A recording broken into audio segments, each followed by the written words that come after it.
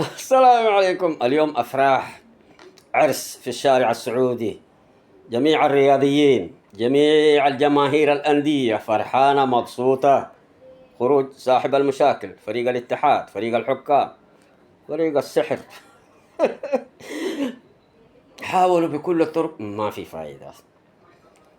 الأهلي دقهم دق للمفارقة، حتى تتأكدوا بس عشان تشوفوا الفريق هذا ومستواه. هذا الفريق اللي كان جماهيره تنتظر انه بيسجل هدف. تعرف لو رجعت بين الشوطين كله، ولا كورة واحدة غير الهدف اللي كيسيه اعطى لسالم الدوسري، اللي المفروض كان يصدها الحارس، او المفروض ما كان يغلط الكيسيه انه بيعطي الكورة بالطريقة هذا يعني.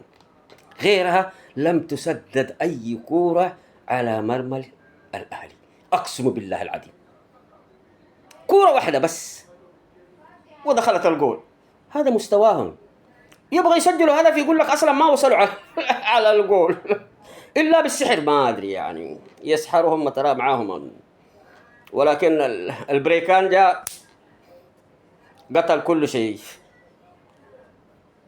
الان هم يفكروا كيف يخرجوا النصر، وجت البلع عندهم. يقول لك من حفر حفرة لأخيه وقع فيه. والآن أنت خليك برا، خلي من ياخذ البطولة. هربت من الأندية اليابانية وخليت النصر يتقابل معاهم مرتين. قلت الأهلي أفضل، نعرف الأهلي، نقدر نتصرف مع الأهلي نعرفه. لكن الفريق الياباني سريع، ما نعرف إيش طريقة لغات الضعف حقه.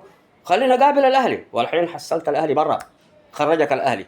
سلامي وتحياتي الأفراح في الشارع الرياضي جميعا. سلامي وتحياتي لكم.